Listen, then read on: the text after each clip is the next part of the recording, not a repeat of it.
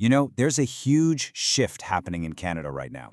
It's a conversation that involves Indigenous people's rights, international law, and honestly, a whole new way of thinking for the corporate world. So we're going to break down what this all means and why it really matters for every single business in the country. But before we dive into all the laws and declarations, let's just take a step back and start with something really fundamental. What does it actually mean to respect human rights? It's not just some abstract concept, right? It's about dignity. It's about equality and freedom. And this idea, this core principle, is the bedrock for understanding everything we're about to talk about with Indigenous rights. So that universal idea of human rights, well, it found a really powerful voice on the world stage.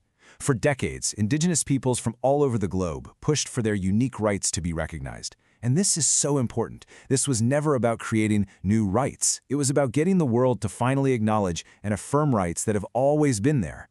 And all of that advocacy, all of that work led to one simple but profoundly important truth. Indigenous rights are human rights.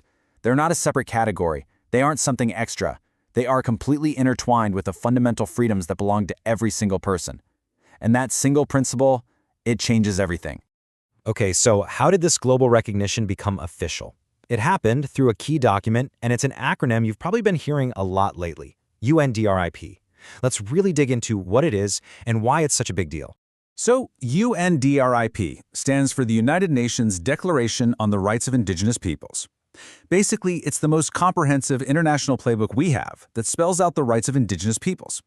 It was adopted by the UN way back in 2007, and it sets what's considered the minimum standard for the survival, dignity, and well-being of Indigenous communities all around the world.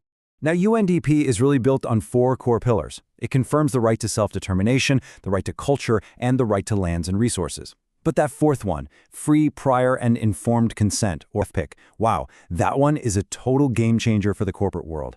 It's not just about a company consulting with a community. It establishes the right for Indigenous peoples to either give or withhold their consent for projects that affect them. This completely shifts the power dynamic. So, you might be wondering, how does a big global declaration like this become actual law here in Canada? For a long time, UNDRIP was seen as something aspirational, a nice idea. Well, that has completely changed. Canada is now taking real, concrete steps to bring this international standard into our own laws. Through new federal legislation, Canada has officially committed to aligning all of its laws with UNDRP. This is a massive shift. It means the declaration is no longer just a set of principles we talk about. It's on its way to becoming a legal benchmark that all government and corporate actions can be measured against. But, this law isn't just about legal compliance. At its heart, it's about building a framework for action. It's meant to be a roadmap for the Crown, for our governments, and for all Canadians, really, to move forward with the vital work of reconciliation with First Nations, Inuit, and Métis peoples. And this brings us right to the business world. With UNDRIP being written into Canadian law, companies now have a clear and legally significant responsibility to respect these rights. The days of business as usual are, well, they're officially over. The Honorable Murray Sinclair, who chaired the Truth and Reconciliation Commission, said it perfectly. Reconciliation isn't an Aboriginal problem, it's a Canadian problem. It involves every single one of us. This isn't just a job for governments.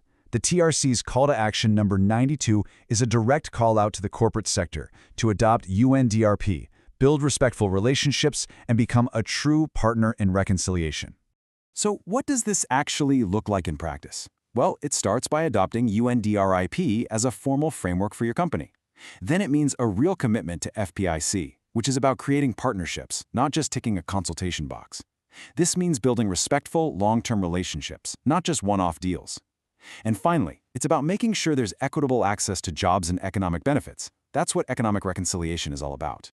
Now, this might all sound like a pretty high-level corporate responsibility, but reconciliation also happens on an individual level. Every single person inside a company has a role to play in shifting the culture and helping to build a better way forward.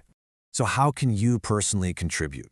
It really starts with education, taking the time to understand the history and the realities of today. From there, you can take action right in your own workplace, be a champion for cultural safety, actively support Indigenous procurement and hiring, and push for a real corporate action plan that turns all these good intentions into actual measurable results. So, we'll leave you with this. The global standard has been set by UNDRIP. The legal framework is being built here in Canada. The question is no longer if your company should act, but how it will act. How will you and your organization step up to become meaningful partners in reconciliation?